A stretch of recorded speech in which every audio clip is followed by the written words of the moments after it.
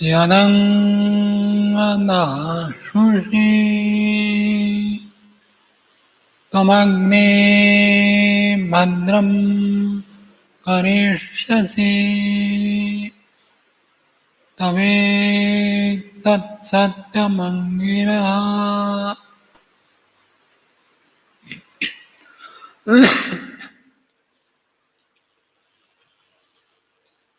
सम्मान के योग्य विद्वान अध्यापकगण, धर्म प्रेमी सज्जनों, मातृशक्ति प्रिय ब्रह्मचारियों,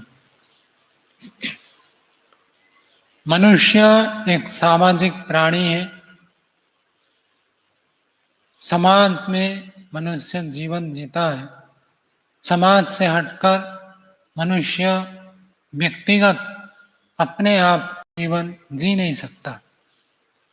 अन्य प्राणियों के लिए समाज की आवश्यकता नहीं होती है, किंतु परमात्मा ने मनुष्यों का निर्माण ऐसे किया है।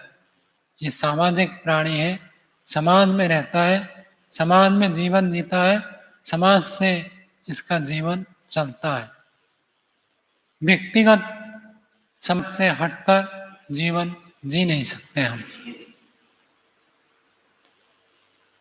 जहाँ हमें व्यक्तिगत जीवन में उन्नति को, उत्कर्षता को प्राप्त करने की आवश्यकता होती है, वहाँ हमारे व्यक्तिगत जीवन के साथ और एक राष्ट्रीय जीवन जुड़ा हुआ रहता है। एक हमारा व्यक्तिगत जीवन होता है और एक राष्ट्रीय जीवन होता है। जहाँ व्यक्तिगत जीवन में उत्कर्षता की आवश्यकता है, वहाँ राष्ट्रीय जीवन में भी उत्कर्षता की आवश्यकता है। वैदिक धर्म में, वैदिक सिद्धांत में मनुष्य का जीवन राष्ट्र से पृथक नहीं है। आध्यात्मिकता का अर्थ ये नहीं है कि हम राष्ट्र से पृथक रहें। राष्ट्र के उन्नति के साथ हमारा जीवन का कोई संबंध नहीं है। ये वैदिक दृष्टि से आध्यात्मिकता नहीं है। जहाँ हम आध्यात्मिक उन्नति के लिए संकल्पबद्ध है, वहाँ राष्ट्र की उन्नति के लिए व्यक्ति को संकल्पबद्ध होना आवश्यक है। महर्षि दयानंद जी लिखते हैं, आर्य समाज के नियम में प्रत्येक मनुष्यों को अपने ही उन्नति में संतुष्ट न रहना चाहिए, किंतु सबकी उन्नति में अपनी उन्नति समझनी चाहिए। ये राष्ट्रीय भावना का द्योतक है। राष्ट्र की उन्नति होने पर ही हमारी उन्नति होगी। आज आप देखेंगे बहुत सारे व्यक्ति व्यक्तिगत स्तर पर आध्यात्मिकता का प्रचार प्रसार करने के लिए प्रयत्नशील है। पहले इतने लोग प्रयत्न नहीं करते थे, आज जितने लोग प्रयत्न करते हैं, इन्हें सुपरिणाम नहीं आ रहा है। कारण क्या है? क्योंकि राष्ट्रीय भावना नहीं है। राष्ट्रीय एकता जब तक नहीं होगी, तब तक व्यक्ति उत्कर्षता को प्राप्त नहीं कर सकता। एक व्यक्ति चाहकर कितना कर सकता है? संगठन में, समूह में वो शक्ति होती है जो व्यापक स्तर पर परिवर्तन कर सकता है। व्यक्तिगत स्तर पर मैं परिवर्तन करना चाहूं तो वो बहुत कम कर पाऊंगा, पूरे जीवन में कम ही हो पाएगा। राष्ट्रीय स्तर पर उस परिवर्तन को करें तो अल्प समय में, अल्प पुरुषार्थ में अधिक सुपरिणाम मिलता है। आप देखेंगे हमारे राष्ट्र में जब भी संस्कृति में कोई परिवर्तन हुआ, राष्ट्र के स्तर पर परिवर्तन हुआ, व्यक्तिगत स्तर पर आकर किसी ने परिवर्तन नहीं किया। जब भी परिवर्तन हुआ राष्ट्रीय स्तर पर हुआ, और जब भी होगा वहीं से होगा। आप व्यक्तिगत स्तर पर कितना भी जोर लगाए, कितना भी प्रयत्न करें, एक एक व्यक्ति को जाकर समझाएं, लेकिन आप परिणाम विशेष नहीं आएगा। आएगा जरूर। आपने एक व्यक्ति को समझाया, उस व्यक्ति का जीवन परिवर्तन कर दिया, होगा। लेकिन जब तक राष्ट्रीय स्तर पर उस कार्य को नहीं किया जाएगा, कोई विशेष परिणाम नहीं है। आपने एक व्यक्ति को पढ़ाया, एक व्यक्ति ने सिखाया, एक व्यक्ति के अंदर आदर्श विचारों को प्रतिस्थापित किया, वो व्यक्ति मर गया, विचार समाप्त हो जाएगा। जब राष्ट्रीय स्तर पर कोई विचार का प्रतिपादन किया जाता है, स्थापना की जाती है, उसको प्रचार किया जाता है, वो जीवित रहता है। व्यक्ति मरता है, राष्ट्र जीवित रहता है। व्यक्तिगत स्तर पर हम पुरुषार्थ करेंगे, वो अनित्य है, अति अल्प समय में समाप्त होने वाला है, लेकिन वही कार्य राष्ट्रीय स्तर पर होगा तो दीर्घकालिक होता है। राष्ट्रीय स्तर पर जो परिवर्तन हुआ है, आज हम जानते हुए भी, उसको दोष को समझते हुए भी हम व्यक्तिगत स्तर पर उसको हटा नहीं पा रहे। सबको पता है, सबको ज्ञात है, हम लोग कम से कम जो यहाँ बैठे हैं, जो वैदिक धर्म से जुड़े हुए हैं, आध्यात्मिक मार्ग में चल रहे हैं, सबको पता है अच्छा क्या है, बुरा क्या है। यानी क्योंकि वो राष्ट्रीय स्तर पर परिवर्तन हुआ है, उसको हम व्यक्तिगत स्तर पर चाहकर परिवर्तन नहीं कर पा रहे। राष्ट्र की शक्ति बड़ी शक्ति होती है, व्यक्ति की शक्ति छोटी शक्ति होती है। व्यक्ति व्यक्ति मिलकर समाज बनता है और समाज का समूह राष्ट्र बनता है। राष्ट्र किसको कहते हैं? राष्ट्र किसी भूगोल का नाम नहीं है, किसी भूमि खंड का नाम नहीं है। राष्ट्र राष्ट्र का अर्थ होता है जहां एक भौगोलिक क्षेत्र में कुछ मनुष्य रहते हैं, वो भौगोलिक क्षेत्र भी आता है, मनुष्यों का समूह भी आता है, और उस समूह के साथ एक संस्कृति, एक विचारधारा जुड़ी रहती है, जिसका नाम होता है राष्ट्र। केवल स्थान, केवल देश, इसका नाम राष्ट्र नहीं होता है। व्याकरण की दृष्टि से देखते हैं तो राजदृप्त धातु से औणादिक प्रत्यय होने से राष्ट्र बनता है, जो दीप्तिमान होता है। भूगोल तो सब समान है। जो हमारे देश में नदियां हैं, नाले हैं, पहाड़ है, पर्वत है, वृक्ष है, वनस्पति है, वही आपको सब जगह मिलेंगे। तो राष्ट्र, इसका नाम राष्ट्र नहीं होता है। इस देश के साथ, स्थान के साथ कुछ जनसमूह होते हैं, और उन जनसमूह के साथ एक विचारधारा होती है, एक संस्कृति होती है, एक आचार विचार होता है, एक वेशभूषा होती है, खान पान होता है, रहन सहन होता है, व्यवहार होता है, उसका नाम होता है राष्ट्र। जब तक राष्ट्र सुरक्षित है, तब तक व्यक्ति सुरक्षित है। जब तक व्यक्ति अपनी उन्नति करना चाहता है, राष्ट्र की उन्नति उसके लिए अनिवार्य है। जैसे व्यक्तिगत स्तर पर कोई व्यक्ति शौच न जाए, स्नान न करे, भोजन न करे, अन्य आवश्यक कार्य को न करे, तो रुग्ण होता है, रोगी होता है, दुर्बल होता है, निर्बल होता है, और शीघ्र ही मृत्यु को प्राप्त करता है। ऐसे ही जब व्यक्ति अपने राष्ट्रीय कर्तव्य को नहीं करता है, तब राष्ट्र दुर्बल होता है, निर्बल होता है, क्षीण होता है, समाप्त होता है, फिर अपने अस्तित्व को खो बैठता है। जहां हमें व्यक्तिगत उन्नति के लिए संकल्पबद्ध होना आवश्यक है, वैसे ही हर व्यक्ति को राष्ट्रीय उन्नति के लिए संकल्पबद्ध होना आवश्यक है। ये मेरा व्यक्तिगत विचार नहीं है, ये हमारा वैदिक संस्कृति है, ये वैदिक धर्म है, ये आध्यात्मिकता है, ये ऋषियों का संदेश है। आप ऋग्वेदादि भाष्य भूमि का पुस्तक देखेंगे, वेदोक्त धर्म विषय भाष्य प्रारंभ करते हैं, और सबसे पहले ऋग्वेद का अंतिम सूक्त संगठन सूक्त को देते हैं। ये होता है वेदोक्त धर्म। वेदोक्त धर्म ये नहीं कहता है केवल व्यक्तिगत उन्नति करो, खुश रहो, मैं भला मेरा भला, ये वैदिक संस्कृति नहीं है। ये पशुओं का जीवन है, जो ये सोचता है बस मेरी उन्नति हो जाए, मुझे जो चाहिए वो मिल जाए, वो मनुष्य नहीं है, वो पशु कहलाने योग्य है। मनुष्य का जीवन कभी भी ऐसे नहीं होता है केवल व्यक्ति केंद्रित हो, समूह जुड़े रहते हैं और उन्नति तभी होती है। हर व्यक्ति चाहे केवल मैं अपनी उन्नति करूं, दूसरे की उन्नति के प्रति कोई ध्यान ना दूं, तो पशु में और मनुष्य में कोई अंतर नहीं रहेगा। पशु क्या करते हैं?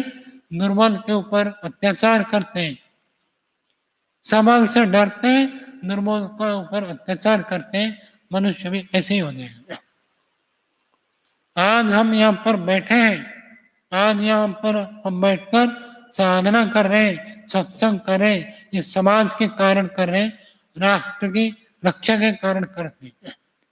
यदि हमारी संस्कृति सुरक्षित नहीं होती, आज हम यहाँ बैठकर सत्संग नहीं कर पाते। व्यक्तिगत स्तर पर हमें समझ में आए ना आए ये अलग बात है, लेकिन हमारा जीवन इसलिए चल रहा है क्योंकि हमारा राष्ट्र सुरक्षित है, तब हमारा जीवन चल रहा है। यदि राष्ट्र सुरक्षित ना हो, हमारा व्यक्तिगत जीवन निर्विषय हो जाएगा। जी नहीं सकते, शांति से बैठ नहीं सकते, विचार नहीं कर सकते, सत्संग नहीं कर सकते, ध्यान नहीं कर सकते, भोजन नहीं कर सकते, सुरक्षित रह नहीं सकते। मन में जो अभी हम स्थिरता पूर्वक जीवन जी रहे, ये राष्ट्र के कारण जी रहे। हर व्यक्ति का कुछ राष्ट्रीय कर्तव्य होता है। महर्षि दयानंद जी सत्यार्थ प्रकाश एकादश समोल्लास में लिखते हैं, हम और आपको अति उचित है। उचित के पहले विशेषण लगाया, हम और आपको अति उचित है। जिस देश के पदार्थ से हमारा ये शरीर उत्पन्न हुआ, अब भी पालन हो रहा है और आगे भी होगा, उसकी उन्नति के लिए तन मन धन से प्रयत्न करें। ये ऋषि का वाक्य है। और ऋषि कोई साधारण व्यक्ति नहीं थे। अध्यात्म की चरम सीमा पराकाष्ठा को जिन्होंने प्राप्त किया है, वो व्यक्ति कह रहा है, हम और आपको अति उचित है कि जिस देश के पदार्थ से हमारा शरीर उत्पन्न हुआ, अब में पालन हो रहा है। जिस देश में रह रहे हैं, इसी देश के मिट्टी से जो अन्न उत्पन्न हुआ, उस अन्न को खाकर हमारा शरीर बना है। इस देश के मिट्टी से, इस देश के जलवायु से, इस देश के संस्कृति से हमारा ये शरीर उत्पन्न हुआ और अब में इस शरीर का पालन इसी से हो रहा है और अब में आगे भी इस शरीर की रक्षा इस देश के पदार्थों से होगा। तो जिस देश के पदार्थों से शरीर की उत्पत्ति हुई, शरीर का पालन हो रहा है और आगे भी पालन होगा, उस देश की उन्नति के लिए हम सबको तन मन धन से प्रयत्न करना आवश्यक है। शरीर से व्यक्ति को राष्ट्रीय उन्नति के लिए प्रयत्न करना आवश्यक है। हर व्यक्ति को, हर नागरिक को, बच्चों को छोड़ दीजिए, वृद्धों को छोड़ दीजिए, बच्चे और वृद्ध, अशक्त, असमर्थ जो है उनको छोड़ दीजिए। वृद्ध तो फिर कर सकते हैं अपने उपदेश के द्वारा। शेष सभी नागरिकों को शरीर के स्तर पर राष्ट्रीय उन्नति के लिए प्रयत्न करना चाहिए। मन से व्यक्ति के अंदर भावना ही समाप्त हो रही है। मन के अंदर ये भावना नहीं आ रही है, मुझे राष्ट्र के लिए कुछ करना है, मैं राष्ट्र से उपकार ले रहा हूं, तो मेरा राष्ट्रीय कर्तव्य भी है, ये भावना दिन प्रतिदिन समाप्त हो रही है। कारण बिगाड़ हुआ राष्ट्रीय स्तर पर। विदेशियों ने, आक्रांतों ने राष्ट्रीय स्तर पर बिगाड़ किया है। महर्षि दयानंद जी लिखते हैं, महाभारत काल तक ये हमारा आर्यवर्त देश चक्रवर्ती साम्राज्य का अधिकारी था। यहाँ का राजा संपूर्ण धरती में शासन करता था। यहाँ का शासन, यहाँ का नियम सबको पालना अनिवार्य था। ये हमारा आर्यवर्त देश 11वें सम्राट में महर्षि लिखते हैं, ये जो हमारा आर्यवर्त देश है, महर्षि कहते हैं कि पारस मणि पत्थर तो सुना है, वो तो सत्य नहीं है। किसी पत्थर को छू ले तो स्वर्ण हो जाए, ये तो संभव नहीं है। परंतु महर्षि दयानंद जी लिखते हैं, ये आर्यवर्त देश ही पारस मणि है, जिसको छूकर दरिद्र विदेशी लोग धनाढ्य हो जाते हैं। भारत में जो भी आए वो दरिद्र आए, लुटेरे आए, अभावग्रस्त आए, और इस भारत को लूटकर वो संपन्न हुए। भारत ऐसा पारस मणि है, ये आर्यवर्त देश ऐसे पारस मणि है। न केवल भौतिक रूप से इसको लूटकर लोगों ने विकास को प्राप्त किया। महर्षि दयानंद जी वहां लिखते हैं, इस भूगोल में जहां भी जो विद्या है इस आर्यवर्त देश से ही फैला है। और महर्षि केवल अपनी बात नहीं कह रहे, महर्षि दयानंद जी लिखते हैं, फ्रांस के विद्वान अपने पुस्तक the Bible in India Satyarth Prakash में लिखा, उस पुस्तक में लिखते हैं, जितने भी विद्याएं पूरी धरती में फैली हुई है ये आर्यवर्त देश से ही फैली। ये महर्षि का वाक्य नहीं है, विदेशी लेखक लिखते हैं। उसी प्रसंग में महर्षि दयानंद जी ने लिखा है, दारा शिकोह बादशाह, वो कहता है, अरबी भाषा में मैंने बहुत सारी पुस्तकें पढ़ी है, मुझे किसी में भी संतोष नहीं हुआ, तृप्ति नहीं हुई। और मैंने संस्कृत के ग्रंथों को पढ़ा तो मुझे तृप्ति हुई, आनंद आया। ये भारत की संस्कृति है, जहां भारत भौगोलिक रूप में, भौतिक रूप में संपन्न है, जिसको सोने की चिड़िया कहते हैं। यहाँ पर इतने संपदाएं हैं, इतना है, वहां पर इस आर्यवर्त की शिक्षा, इस आर्यवर्त में प्रचलित विद्या इतने महत्वपूर्ण है, जिसको प्राप्त करके सब देश इससे पहले अज्ञानी थे, अनपढ़ थे।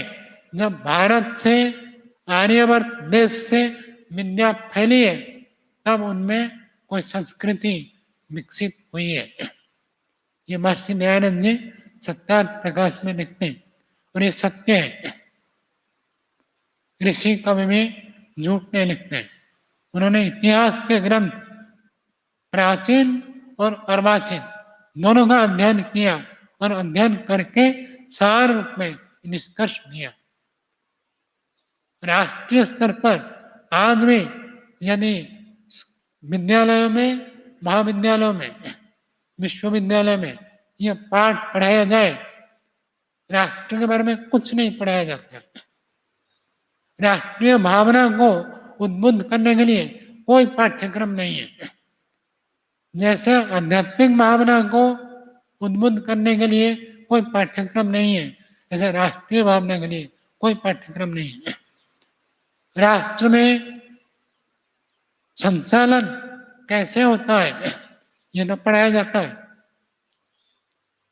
सिविक्स है, नागरिक विज्ञान है, कैसे हो रहा है वो पढ़ाया जा रहा है। इन एक नागरिक को राष्ट्र के लिए क्या करना है, इस भावना को भरने के लिए कोई पाठ्यक्रम नहीं है। राष्ट्रीय भावना से शून्य है। और जब भी परिवर्तन होगा ये राष्ट्रीय स्तर पर होगा। इस भारत वर्ष में, इस आर्यवर्त में वैदिक संस्कृति का पठन पाठन प्रचलन था, राष्ट्रीय स्तर पर था। राजा भी उस संस्कृति को पढ़ा हुआ होता था और वही शासन करता था। और पाठ्यक्रम में वो रहता था। जब पाठ्यक्रम में युक्त होगा राष्ट्रीय स्तर पर, तो व्यक्ति का निर्माण वैसे होता है। जब व्यक्ति पाठ्यक्रम में ही पढ़ता है, मेरा राष्ट्र, मेरा देश मेरे लिए इतना उपकार करता है, तो मेरा भी उसके लिए कोई कर्तव्य है, तो व्यक्ति के अंदर बचपन से ही, बाल्यकाल से ही, अध्ययन काल से ही ये राष्ट्रीय भावना उद्बुद्ध होती है। वो नागरिक बनता है और वो राष्ट्र के लिए काम करता है। आज नागरिकों के अंदर, मन के अंदर कोई भावना नहीं है। थोड़े लोग हैं जो इस भावना से युक्त है कि राष्ट्र के लिए भी मेरा कोई कर्तव्य है। ऐसे ही तन से, मन से और धन से महर्षि दयानंद ने लिखा है, शरीर से भी राष्ट्र के लिए हमें समय दान करना आवश्यक है। मन के अंदर भावना होनी चाहिए, राष्ट्र की उन्नति के लिए विचार होना चाहिए, और हम अपने धन को भी दान करें। व्यक्ति इतना कंजूस होता है, इतना स्वार्थी होता है, इतना व्यक्ति केंद्रित होता है, बस मेरी कमाई मेरे लिए लगे। कोई राष्ट्रीय आपदा आ जाए, कोई राष्ट्रीय स्थिति आ जाए, युद्ध हो जाए, तो व्यक्ति अपने व्यक्तिगत कमाई से लेना नहीं चाहता। ये व्यक्ति राष्ट्रद्रोह है। केवल राष्ट्र में आतंकवाद फैलाने वाला राष्ट्रद्रोही नहीं होता है, जो अपने कमाई से थोड़ा भी राष्ट्र के लिए दान नहीं देता, जो व्यक्ति शरीर से थोड़ा भी समय नहीं लगाता, जिसके अंदर कोई मानसिक भावना नहीं है राष्ट्र के लिए, राष्ट्रद्रोह है। वैदिक संस्कृति के विपरीत है। वैदिक संस्कृति एक राष्ट्रीय पुरुष की कल्पना करता है। राष्ट्रीय पुरुष में ब्राह्मण उसका मुख के समान होता है, क्षत्रिय उसके भुजाओं के समान होता है, और वैश्य उसके उरु के समान होता है, और शूद्र उसके पैर के समान होता है। ये जो भावना है, ब्राह्मण संप्रदाय अलग है, दलित संप्रदाय अलग है, शूद्र अलग है, क्षत्रिय अलग है, ये विघटन की भावना है। ये वैदिक संस्कृति नहीं है।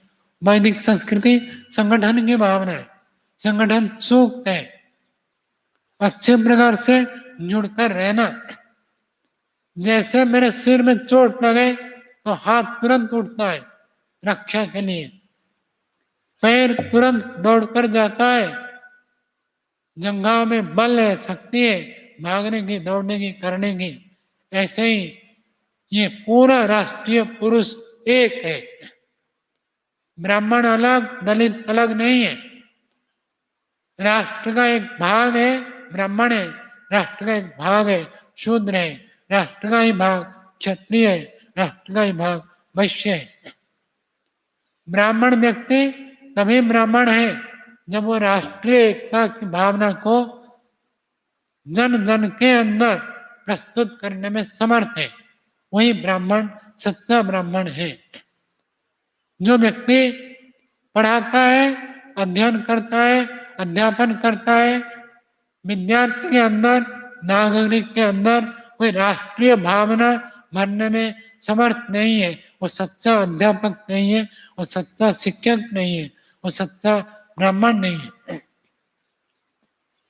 ब्राह्मण का कर्तव्य होता है जहाँ वो विद्यार्थी को, शिष्य को, नागरिक को व्यक्तिगत उन्नति के लिए प्रेरित करे, वह राष्ट्रीय उन्नति के लिए प्रेरित करे। यदि राष्ट्रीय उन्नति की भावना वो भर दिया तो वो ब्राह्मण सच्चा ब्राह्मण है। क्षत्रिय व्यक्ति वही है जिसके भुजाओं में बल है, और जो केवल भुजाओं के बल नहीं, बुद्धि के बल पर और शास्त्र और शस्त्र दोनों के बल पर बलवान होकर राष्ट्र की रक्षा के लिए समर्थ हो। समाज में, संसार में, राष्ट्र में जनता अधिकपति नेता एक पदवा है। नेता बलवान होता है, बुद्धिमान होता है। यदि नेता बलवान और बुद्धिमान हो तो जनता उसके पीछे दौड़ने के लिए तैयार है। आज भी आप देखेंगे एक व्यक्ति, एक आदर्श नेता सामने आता है, जनता उसके पीछे दौड़ कर आती है। होना चाहिए आदर्श, बलवान, बुद्धिमान, आदर्श व्यक्ति नेतृत्व करने के लिए आए तो आज भी परमात्मा की ऐसी व्यवस्था है, मनुष्य के अंदर ऐसी भावना उद्बुद्ध होती है कि मैं राष्ट्र के लिए कुछ करूं। उनको दिशा निर्देश करने वाला, उनको मार्ग दिखाने वाला नेता की आवश्यकता है, क्षत्रिय की आवश्यकता है, ब्राह्मण की आवश्यकता है। निस्वार्थी होकर यदि व्यक्ति राष्ट्र के लिए, देश के लिए कार्य करता है, उसके पीछे मर मिटने वाले तैयार बैठते हैं। आज भी आपको मिलेंगे।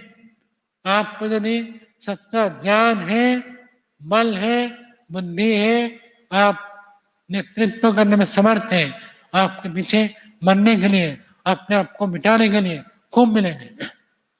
इसका अभाव नहीं है। अभाव है नेतृत्व करने वाला आदर्श व्यक्तित्व का। व्यक्ति आदर्श जीवन जिए, स्वार्थ को छोड़ दे, परार्थ के लिए, राष्ट्र के लिए कार्य करे तो उसके लिए मरने मिटने वालों की कमी नहीं रहेगी। धन कमी नहीं है। आज व्यक्ति चाहता है जो कंजूस है उनको छोड़ दीजिए, जो स्वार्थी है, अज्ञानी है, छोड़ दीजिए। शेष आज भी इस देश में लोगों के अंदर भावना है, वो चाहते हैं वैदिक धर्म, वैदिक संस्कृति, वैदिक राष्ट्र की स्थापना हो और उसके लिए धन देने के लिए भी तैयार है। वो चाहते हैं अच्छा व्यक्तित्व मिले, अच्छा व्यक्ति मिल जाए, योग्य व्यक्ति मिले, पात्र मिले तो दान के लिए तैयार है, होना ही चाहिए। अपात्र में दान का निषेध है। आज भी धनिक व्यक्ति है जो चाहते हैं हमारा धन वैदिक राष्ट्र के निर्माण के लिए, वैदिक संस्कृति की रक्षा के लिए, वैदिक धर्म के उत्थान के लिए उपयोग हो, लेकिन अभाव है तो आदर्श व्यक्तित्व का अभाव। और लोग सेवा करने के लिए भी तैयार है। जनता, भीड़ अधिक होती है, भीड़ में बुद्धि नहीं होती है, नेता में बुद्धि होती है। यदि नेतृत्व देने वाला हो जाए, उसके पीछे दौड़ने के लिए बहुत लोग तैयार मिलेंगे। आज राष्ट्र की आवश्यकता है, राष्ट्र की मांग है, राष्ट्र चाहता है ऐसे आदर्श व्यक्ति आए, ऐसे आदर्श व्यक्ति तैयार हो। समाज में उसकी बहुत आवश्यकता है। एक व्यक्ति आदर्श होकर खड़ा रहेगा, उसके पीछे दौड़ने वाले तैयार हो जाएंगे। कितनी भी विपरीत स्थिति हो, महर्षि दयानंद जी के समय कोई अनुकूल स्थिति नहीं थी, लेकिन उन्होंने जीवन को आदर्श बनाया, उन्नत बनाया, ऊंचा बनाया। पीछे सैकड़ों व्यक्ति, हजार व्यक्ति जीवन नौछावर कर दिए। पंडित गुरुदत्त विद्यार्थी जी को देखिए, पंडित लेखराम जी को देखिए, स्वामी श्रद्धानंद जी को देखिए, उन्होंने अपने घर का, अपना परिवार का ध्यान नहीं दिया, ऋषि के कार्य करने के लिए सब सर्वस्व त्याग कर दिए। एक आदर्श व्यक्ति आवश्यकता है। एक व्यक्ति आदर्श होता है, पूरे राष्ट्र में आदर्श विचारधारा फैलती है। हम सबको ये संकल्प करना आवश्यक है, मैं अपने जीवन को महान बनाऊंगा, आदर्श बनाऊंगा। व्यक्ति आदर्श बन जाए, व्यक्ति महान बन जाए, व्यक्ति के अंदर राष्ट्रीय भावना उद्बुद्ध हो जाए तो राष्ट्र को परिवर्तन करने में देर नहीं होती है। आवश्यकता है तो हमारे अंदर ये राष्ट्रीय भावना उद्बुद्ध हो, हम राष्ट्र के लिए अपने जीवन को समर्पित करें। मेरा कर्तव्य है, ये कर्तव्य की भावना जब आ जाती है, संपूर्ण राष्ट्र को व्यक्ति एक पुरुष के रूप में देखता है। जैसे सिर की रक्षा के लिए हाथ पैर काम करते हैं, हाथ पैर की रक्षा के लिए मस्तिष्क काम करता है, ऐसे जब राष्ट्र की रक्षा के लिए ब्राह्मण भी सोचता है, क्षत्रिय भी सोचता है, वैश्य भी सोचता है, शूद्र भी सोचता है, तब आदर्श राष्ट्र का निर्माण होता है। और ये निर्माण हमें हमसे प्रारंभ होगा। यदि हम एक व्यक्ति राष्ट्रीय भावना को उद्बुद्ध करता है तो विचार फैलते फैलते संपूर्ण राष्ट्र में परिवर्तन संभव है। और ये परिवर्तन राष्ट्रीय स्तर पर होने से दीर्घकालिक होता है, स्वल्प काल में ही व्यापक परिवर्तन होता है। जहाँ हम व्यक्तिगत उन्नति के लिए प्रयत्न करें वह राष्ट्रीय उन्नति के लिए प्रयत्न करना चाहिए। हमारे अंदर ऐसी भावना सदा बनी रहनी चाहिए कि मेरा राष्ट्र उन्नत हो। और जो आदर्श संस्कृति के कारण ये विश्व गुरु था, वो विश्व गुरु की संस्कृति पुनः हमारे राष्ट्र में प्रतिस्थापित हो। इस भावना के साथ आज की वाणी को विराम देते हैं। ओम शांति।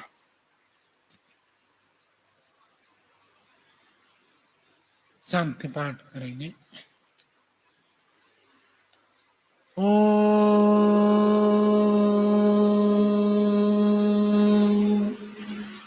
द्यौ शान्तिरन्तरिक्षं शान्ति पृथिवी शान्तिराप शान्तिरोषधयः शान्ति वनस्पतयः शान्ति विश्वे देवाः शान्ति ब्रह्म शान्ति सर्वं शान्ति शान्तिरेव शान्ति सामा शान्तिरेवि।